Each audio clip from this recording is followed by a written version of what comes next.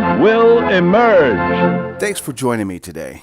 Today we're going to be talking about, is Fallout 76 a cautionary tale about the future of single-player games? This isn't going to be yet another video talking about the many Fallout 76 controversies.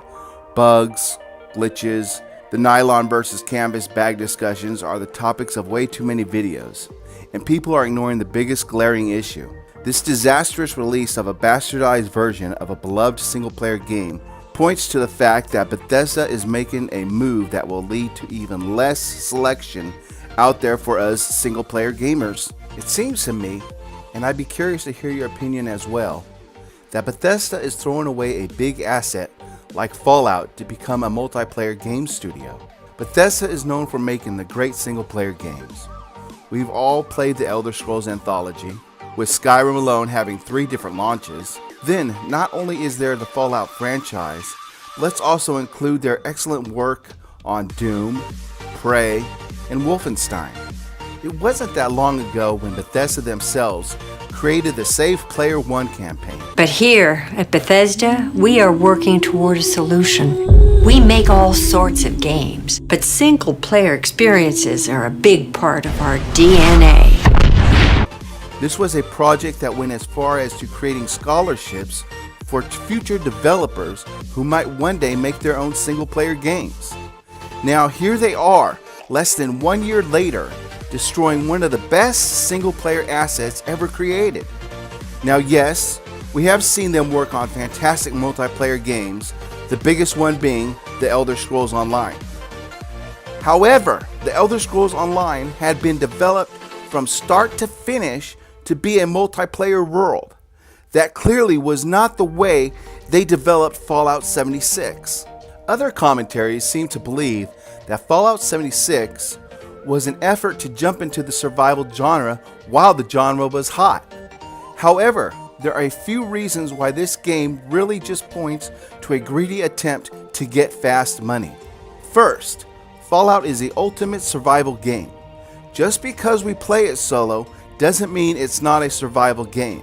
Secondly, they are clearly years away from releasing the next Elder Scrolls chapter, or even their new story, Starfield. Someone said, how can we get money quickly without spending too much time working on it?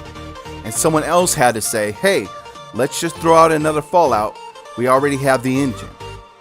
See, the problem is, they could not make it a single-player game quickly. Clearly, no one wanted to take the time to create NPCs, storylines, side quests, and then hire the actors to do the dialogue. So PvP entered Fallout. Now they only had to create the board and left it up to the players to create the actual game. Bethesda took the faith we have in their games to throw out garbage and trust we would eat it without questioning their formula. That leads me to the next question to you viewers. Has Bethesda lost our trust after abusing all of the faith that we had in them? I have heard from many people now saying they went from launch day buyers, but now say when it comes to Bethesda, they will wait to hear the reviews first. Maybe you might think that's too harsh, but we have to remember that Bethesda has taken a lot of shortcuts and liberties in the past. For example, Skyrim is a fantastic game, a game which I have hundreds of hours invested. But when they released that game, it not only had a lot of bugs at launch, but it also paled in comparison to its sister game, Oblivion. Skyrim not only lacked the amount of quests and dialogue that Oblivion had, it also had an embarrassing amount of repetitive dialogue. I used to be an adventurer like you. Then I took an arrow in the knee. I used to be an adventurer like you. Then I took an arrow in the knee. I used to be an adventurer like you. Then I took an arrow in the knee. I used to be an adventurer like you. Then I took an arrow in the knee. And who can forget the dragons flying backwards? But we always put our blind confidence in Bethesda and knew they would come out with a patch to fix it. But there's no fix in Fallout 76. And this is a game that's going to be requiring many patches just to make it playable, let alone good. Knowing that they are creating the next Elder Scrolls, it begs the question, what are they doing to the games we have loved for more than 20 years.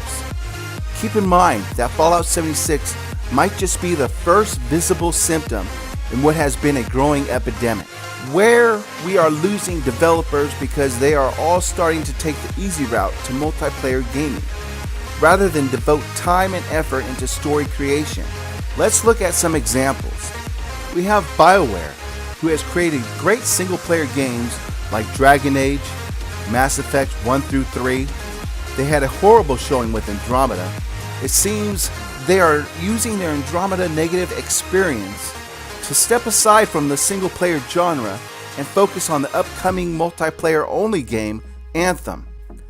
BioWare's intense focus on Anthem almost makes me wonder if they blame Andromeda's failure on its single-player status, when in fact the failure was not because of that at all, but merely because it was just a badly designed and poorly executed game. Then we have the developer Rare, who was a fun studio, who has developed games like Viva Pinata, Banjo-Kazooie, Perfect Dark Zero, and even Cameo. Then they get swallowed up by Microsoft, and their first release game is an exclusive multiplayer. The game was as vivid as you'd expect a Rare game to be, but still had the deficiencies preventing it from being a great multiplayer game. Perhaps the biggest failure of the game is also the biggest reason I prefer single-player games: the griefing. They created not only a beautiful, boring game, but a game that exemplifies the worst part about multiplayer gaming. Then we had other great studios such as Lionhead, who created the Fable series, and Pandemic, who made such games like The Saboteur, who focused on single-player games and are no longer with us, all of which points to a discouraging trend for single-player gamers like us. These growing concerns about great single-player games is why I have created the Antisocial Gamer, a channel for those of us who are more interested in escaping into our own single-player worlds. We're going to be discussing single-player topics, previews on upcoming single-player games like the much-anticipated Cyberpunk 2077, which I'm really excited about, the newly announced Far Cry New Dawn, which looks really good, and Obsidian Entertainment's The Outer Worlds. I also plan on doing game reviews on single-player games, both old and new, such as the newly released Hitman, and maybe even going back to Red Dead 1 and 2. We're going to talk about developers both new and old, and maybe even bring some light to some games you have not heard of yet. Also, the topic of microtransactions is really hot lately, so in the near future, let's talk about how that affects us specifically as single-player gamers. I will be bringing you content on a weekly basis, so be sure to subscribe, like, and ring that little bell to get those notifications. I'm anxious to hear your thoughts on this topic, and I will be replying to your comments below. Thank you for joining me, and I'll be looking forward to meeting you with our next video. This is going to be a safe place for those of us who do not play well with others.